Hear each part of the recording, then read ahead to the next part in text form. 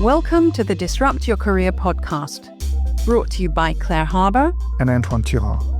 We're passionate about helping everyone find fulfillment in their work life.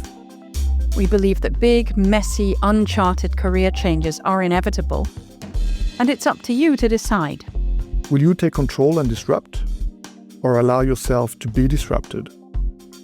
We wrote the book about it, and now we share here our conversations with other thinkers in this crucial area.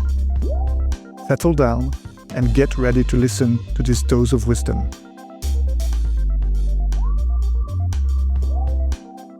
So on this time's episode of the Disrupt Your Career podcast, I'm really happy to be having Tendayi Viki with me. He's an innovation strategist, an author, and a former academic who challenges organizations to move beyond innovation theater and build systems that actually create value. Man after my own heart. His work brings a disciplined, experimental approach to innovation, and one that may be just as relevant to how individuals shape their careers. So Tendayi, thank you so much for joining me. Thank you. It's a real honor to be here. A very interesting conversation for me, not one I have all the time. Well, we like to bring a little bit of novelty into people's lives too. Fantastic. Let's talk first of all a little bit about your own career then. And this illusion, we might call it, of career planning. You've made some pretty big, sweeping moves. You've moved from academia into the world of innovation and consulting. Was that a strategy or a series of experiments that you perhaps only understood in hindsight? Everything that's happened in my life, I understand in hindsight. Did my undergraduate degree in Zimbabwe, wanted to get out of the country during the time when the economy wasn't doing so well. It's back in the 90s. Things are shaping up to looking better now, but back in those days, things were tough. So I went through the first door that was open. Like then, whatever door was open, I was going to walk through that door. And so the door that was open was a scholarship to study forensic psychology. So I did a master's in forensic psychology. And then while I was there, it was this discovery that forensic psychology doesn't interest me that much. I was at the University of Kent in Canterbury, and forensic psychology wasn't really an interest of mine. I was far more interested in social psychological concepts. So again, I made a shift, got a new advisor to do my PhD, applied for a scholarship. And even before I finished my PhD, a position opened to become a lecturer at the University of Kent. And I applied to this position because I wanted to get the experience of what it's like to go through a job interview. Okay. Right? It was just a rehearsal. Yeah, they don't hire you. They don't give you a role if you don't have a PhD, right? That's kind of the rules. We were shortlisted, and the 6 people that had PhDs all pulled out in the last minute. And then it was just me and another student. So in the end, I got the job, all right, because they had to hire someone. And the rule was that I had to finish my PhD within a year. So as part of the role, I ended up getting a fellowship to go to Stanford. I'm just trying to tell you, career planning is a myth in the sense that if you already pre-decide what you're going to do, it blocks off your perception of open doors that could take you in an interesting direction. So I got a fellowship to go to Stanford. It was a completely different universe. I mean, I was going to innovation classes, going to Steve Blank, spending time at the Stanford Graduate Business School. I was in Silicon Valley. I was like, man, this is so much fun. I have to be a part of this. The career path of an academic is to publish, get tenure, become a professor. And so that was the path I was on. I was like, I can't stay on this path. So I made a career pivot. It was very, very, very difficult. I did an MBA just so that I could understand a little bit about business. And then I was too scared to quit my job. So I took a sabbatical. I started working at Pearson. After a year of that, I then quit my job, and I've been working in this world ever since. All right. So I love this allusion that you make to open doors being necessary to a good career development. The idea of planning a career is a myth. What is the cost of trying to plan a career too tightly? It's the same as we say when we're working with innovators, which is if you execute the business plan, when there's no customer that wants the product, you're going to fail. So it doesn't matter if you're on time and on budget if you're making stuff nobody wants. So if you plan your career too tightly and the world around you is shifting, you may not be able to respond well. So that's the first thing. If you plan your career too tightly and you yourself are changing, or your circumstances are changing, or your interests are changing. You might end up saying, well, I can't do anything about it. I have to keep working at this job because that's what I planned. People in my position become senior managers and then become Yes. directors and then become. So you're following this thing and you can't wait for the weekend. Why would you do that just because you planned it before? We often say good plans, but held loosely. Because then every now and again, scanning the environment, seeing what's interesting. If you're just moving up in the world, wherever you are, there's always some other interesting door that's open that's slightly different from what you planned. And your willingness to do that experiment is what's going to make your life more interesting in one sense. And the reason why, by the way, I took a sabbatical rather than quit my job is I made it a two-way door. I could go through that door, see what's on the other side, and come back if I didn't like it. So again, we often treat these moments as if they're one-way doors. There's very few things in life that are one-way doors, especially when it comes to work and jobs. Definitely. So, okay, let's get beyond the idea of the door and think about how you would define or at least describe what it really means to innovate one's career. If I think about the world I live in with innovation, there are three kinds of innovation.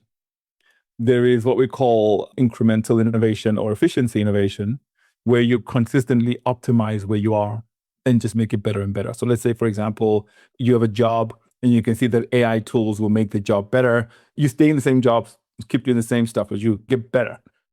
So you're optimizing where you are. You keep bringing in new tools to get better where you are. And then there's what we call adjacent innovation, where you say, okay, I am teaching at a business school. And every day I spend my time with all these managers and leaders. And after every class, they ask me questions. What if I also became an executive coach? So you've done a swing to the side. You're still kind of in the same space, but you've done a swing to the side. And so now you're innovating by putting into your portfolio this other thing that's kind of closely related to the work that you're doing. Or you can decide, I've been a business professor for a while. Actually, all these conversations I'm having, I think I would actually do well if I was a HR lead in a large corporate. So I'm going to actually leave academia and move. And that's a transformative innovation where you're like swinging completely. So now the choice of whether you do an optimization innovation, an adjacent innovation, or a transformative innovation then depends on who you are, your circumstances, your interests, whether you're happy in terms of where you are. I don't think there's an option to stand still. It's just like, in which direction do you want to swing? So, not an option to stand still. And yet, we might look at a lot of people's careers and possibly our own at various times and find them rather stagnant. And I'm wondering what the distinction is in this context between movement, lots of flapping around, and true progression. At Strategyzer, we have this exercise that we do when we're running workshops, which is, was Steve Ballmer a great CEO at Microsoft? And then the question is, what is the metric? Under Steve Ballmer, the company wasn't very well known for innovation. And because it wasn't very well known for innovation, its stock market valuation dropped and it was no longer counted amongst the top companies. But here's the thing. Every year under Steve Ballmer, Microsoft grew revenue and profits. Billions and billions and billions and billions of revenue growth and profits. So that's movement, but is it progress? And so if you flip that and look back at your own career, you could be getting a salary increase, you could be going up in the company according to whatever the org chart is, etc. And so the question is, are you just moving, flailing around, growing in one essence, but you're not making progress? That's the paradox of innovation, right? Which is you can be succeeding while silently dying. Alex Osterwalder calls it efficiently dying, where the day-to-day optimizations you're doing give you the illusion of doing well, but because the world is shifting around you so much, you're doing well at something that's becoming obsolete. And so you have to do both things. You have to be looking at doing well while scanning your environment and seeing like what shifts are happening and what direction could actually go rather than just moving up and down. All right. That's probably sending shivers down a lot of people's spines right now, but very true, definitely. You talk about innovation as search rather than execution. You encourage people to make career experiments. And I'm wondering, what does a real career experiment look like as opposed to something that just feels like change? And maybe if you could give us a real example of somebody that you've seen or observed in doing this, that would make it come to life. I did a career experiment myself. I gave a keynote speech, and in the audience was a person from Pearson. Then that person invited me to come give the same keynote at Pearson so that their boss could hear me give the keynote. So I gave the keynote at Pearson. A couple of weeks later, that team invites me to do a working session with them to help them design the innovation process. I kid you not, this is exactly what happened. During that working session, the lady who was running this team, she looks at her phone and goes, "Oh, my budget's been approved to hire people." Then she turns to me right away and goes, "Do you want a job?" Right. I left my house that day thinking I'm doing a workshop. I'll get my 800 pounds, whatever, for the workshop, and I'll go home. And she turned to me and went, "Do you want a job? Like, we need some people like you to help us. Like, the work you're doing here, do you want to come and do it?" And I was like, I just finished my MBA. I did the MBA so I could make a transition to business. And now the moment arrived right there, the door opened, right? And I was scared. Everyone listening to this episode has had a moment like that, where they then haven't walked through the door. I was like, "I'll get back to you." I get on the train to get back to Canterbury. I've been living in Canterbury for 20 years, right? Oh, And the whole time I'd been there, I had never met anyone I know from Canterbury on the train to Canterbury. Every time I'd been going to London, I was always by myself. But on this day, somehow, I get in the same car as a couple of friends of mine. One of them, Liam Gooding, and I tell them what just happened. And Liam was like, "Hey, hold on. I don't understand. I thought that's what you were saying you wanted to do.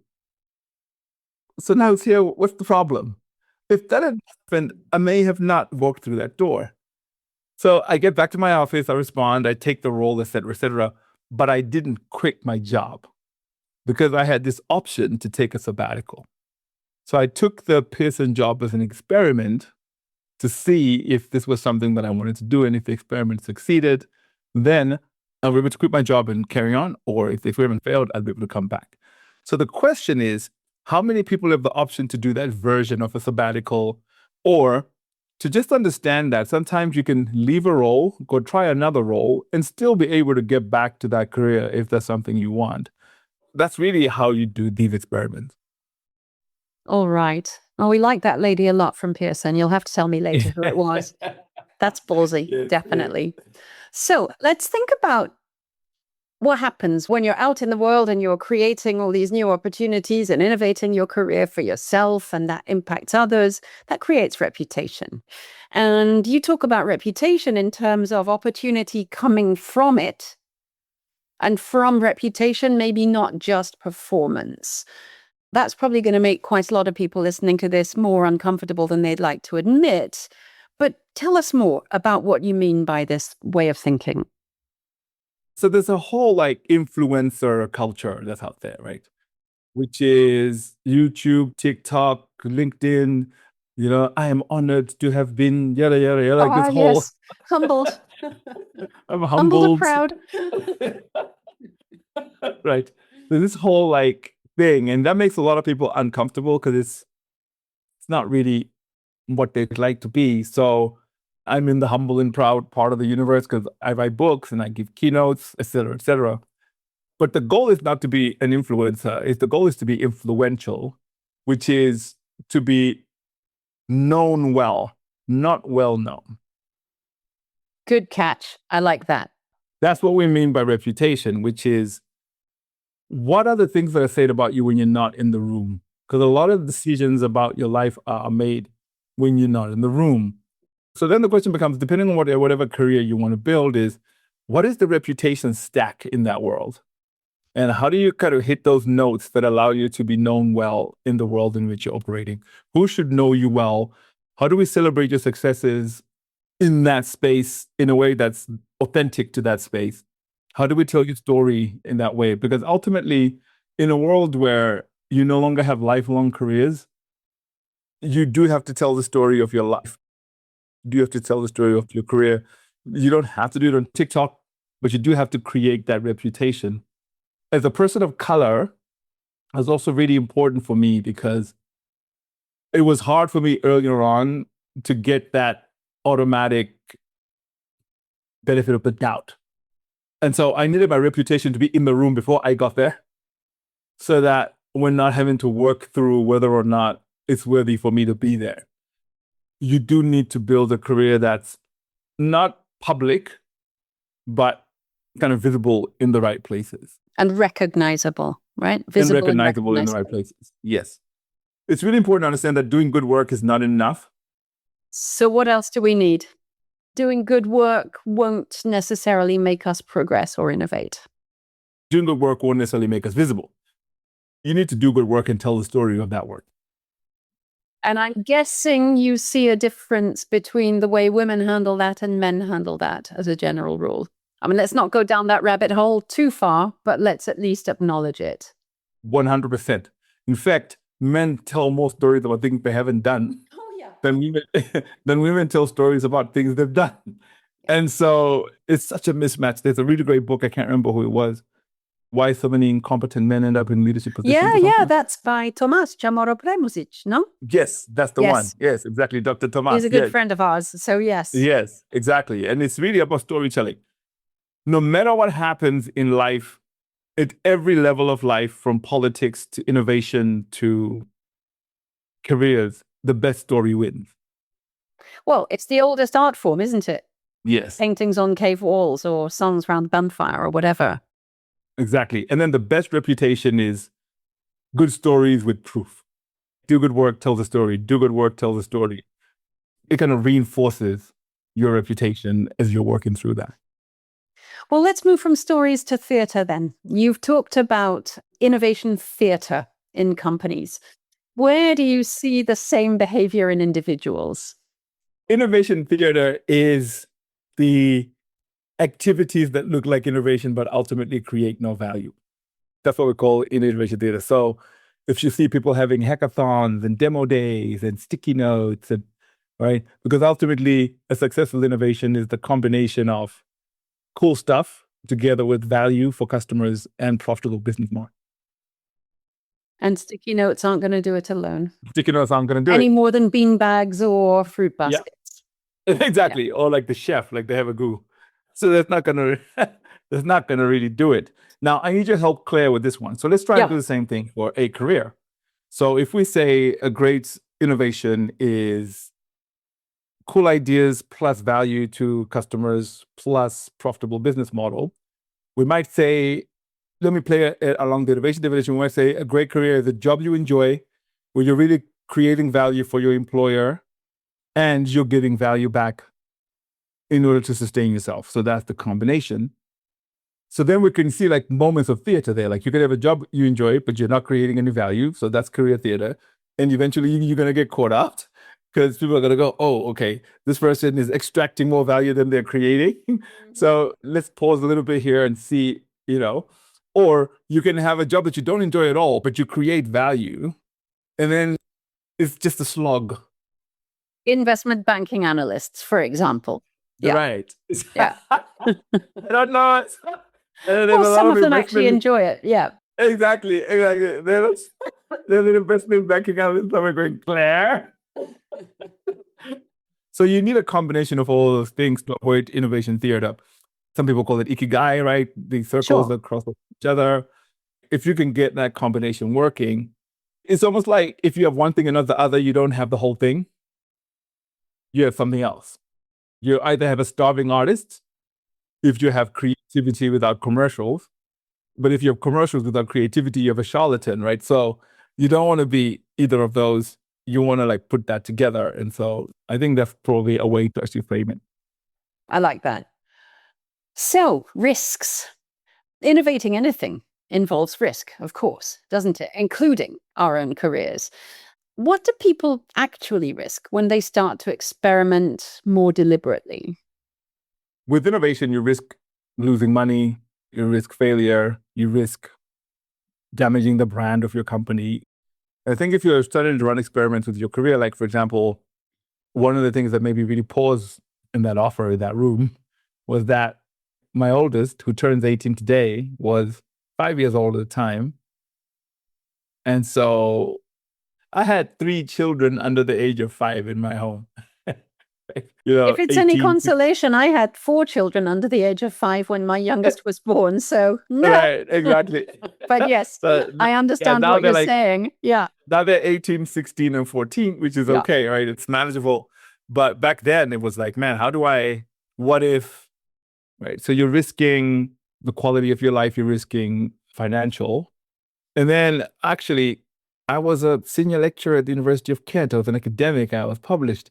So there's a lot of status and Lots of reputation. identity, lots of reputation that goes with that. So you're not going to this space where you have to rebuild your reputation from zero. And so, how many people are happy to do that? Some people would rather just remain in a place where they have status rather than do something they enjoy, because doing something they enjoy takes them back down the ladder a bit. I think it's Whitney Johnson's got this really nice graphic about a career, which is you got to go down in order to then leap.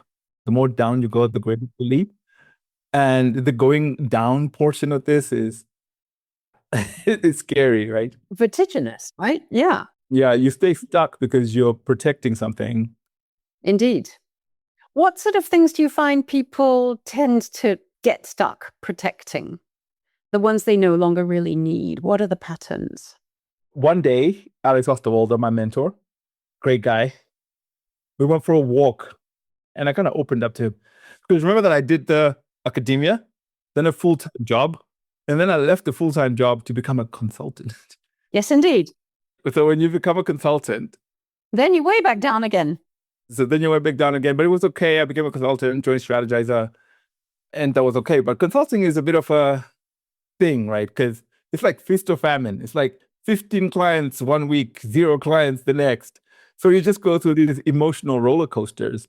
And I remember saying to Alex, this is really hard for me because these moments when we're not making any money make me wonder, like, and then I had to play it through me, like, dude, come on. You got a book, you give keynotes. Like, what is the very bottomest part you could ever get to in this journey we're on? And then we played out that scenario of what the bottomest part we'll get to.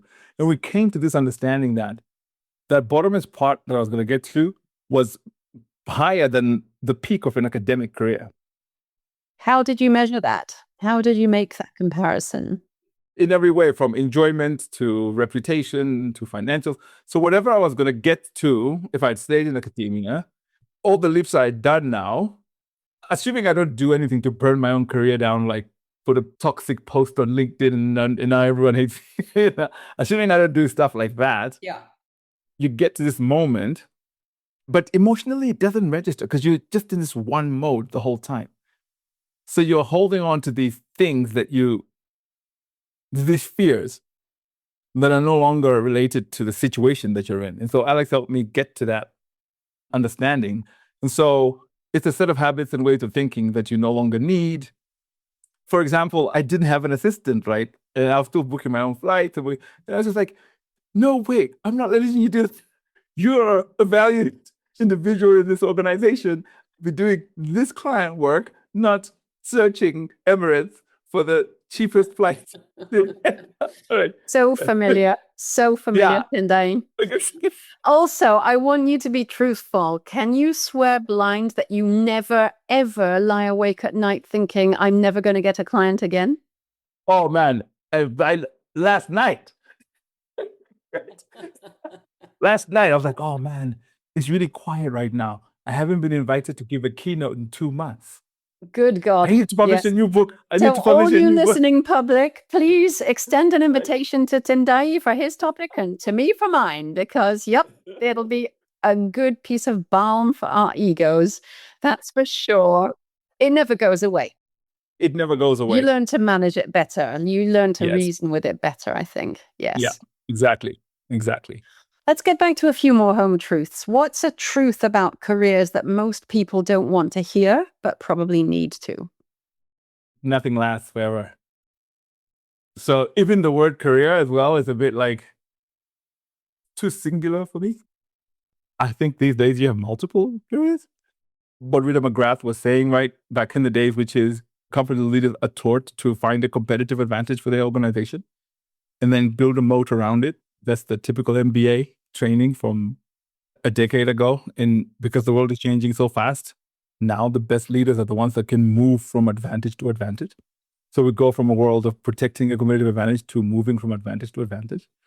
And that's a tough lesson to learn, particularly if you're succeeding. Always harder to hear if you're succeeding. Oh, for sure. That's where it gets uncomfortable, right? It gets uncomfortable because it is so comfortable doing that. What would be the first uncomfortable step someone should take if they have been playing it safe for too long? I think the first uncomfortable step they should take is going to be really uncomfortable. So what we do with companies is we have what we call, and you can Google this, it's free online. We call it the disruption risk assessment, which is, let's look at your business and let's benchmark what are the things that are out there in the world that are likely to disrupt your business and whether your business is well adapted to those disruptors. So what I would encourage people to do is to name their job or career or whatever path they're on, and then make a list of all the things that could potentially disrupt that path. And never has it been more necessary to do that than in 2026. Right? That's for sure. And I wouldn't just write the word AI. I would actually really think about what the disruption might look like.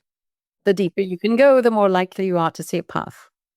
Exactly. And then from there, you can start to reflect, okay, well, if I was to redesign my career or my work for the world that's coming, what would I do? And then you kind of write that down, which is exactly what we do. If you were to redesign your business model to respond to the disruption, what would you do? That's exactly what we do.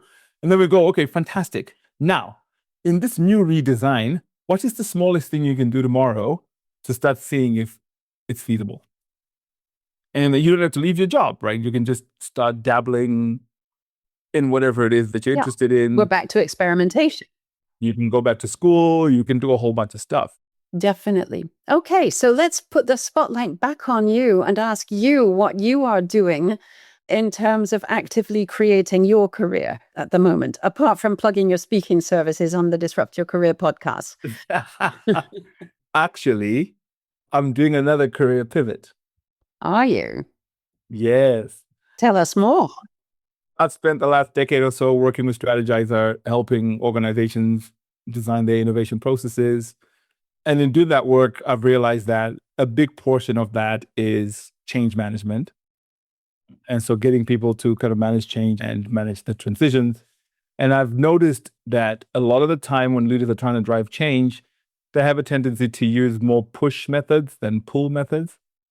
So they tend to kind of lean in and drive change rather than enable change by creating gravity. And so we are working on a framework. We call it the momentum framework of like, how do you create buy-in? Buy-in being the only variable that allows change to stick. You can push, but unless the human on the other side buys in, change is not going to stick. And so we've come up with frameworks and definitions of buy-in based around the way Strategyzer works. And because I've been around Alex Osterwalder for a long, long time and he's my mentor, I was like, dude, with this piece of work that I'm working on, the end goal for me is to become like you, to have like something that I'm known for, that I stand on, that I build a business around. And Alex was like, fantastic. I'll incubate you in Strategyzer. So rather than this is keeping that door flipping both ways, isn't it? Both ways. But there's something to say about Alex Osterwalder in that. A lot of leaders would go, no, if you want to start your own business, you're on your way, right? Alex is like, no, this is mutually beneficial. I can see synergies between your work and our work. So if we incubate your business inside Strategyzer benefits, then you benefit from Strategyzer. It's funny because what that did to me was make me more committed to Strategyzer. You know, like the... Yes, full 360. Exactly. So it made me more committed to Strategyzer. So yeah, I'm working on this project, PMXV. Yesterday, I was in a conversation with a couple of book publishers to try and see if we can start setting up the deal for the book that we're going to write with Alex and then build a business around it, a platform, coaching, et cetera, et cetera. So just before this call, I was on a call with a web designer to build the website for PMXV. So again, I'm running another experiment.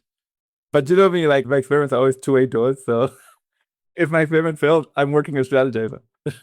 Indeed. So you've kept yourself safe while going on another adventure, which sounds wonderful. And I think it's a good reminder also that if you don't ask, you can't possibly get. You could just have closed that door and gone off and done it on your own. No doubt that wouldn't have been bad. But Absolutely. it's my strong feeling and experience that most people don't ask for enough most of the time. And this is a Yes. really good reminder. Exactly. But another thing that I would add to that, just for young people that are upcoming, is you have to earn the right to ask. Indeed. Yes. Yeah, you can't just be impertinent, but it is amazing what you do get when you do ask in the right circumstances. What I'm saying is more about the track record you've created before you ask. Yes. The value you've created for the organization Indeed. before you ask. Like, you need to have done really great work, be well regarded, build good relationships, have capital that you've built up, career capital, social capital, that you can then spend on the ask. And what I've noticed is a lot of young people come in with the ask before they have any career capital. Yeah, there is that. Okay, let's not go down that particular line. I did a very, very viral post about that generation last week or so. And lots of debate. Anyway, let's not go down there. Tendayi, it's been an absolute pleasure having you here. I know we could go on for hours and hours, but we won't for the purposes of the podcast. I want to keep you on for a few minutes afterwards. But thank you so much for joining us and shaping your thinking specifically towards careers, as well as giving us some bigger pieces of creation and value and ideas. It's been a real pleasure. Thank you. No, thank you. I really enjoyed the conversation too. So thank you for having me. We hope you enjoyed hearing from this month's guest as much as we did. Do go and check out our work on disrupt-your-career.com and come back soon. Thank you.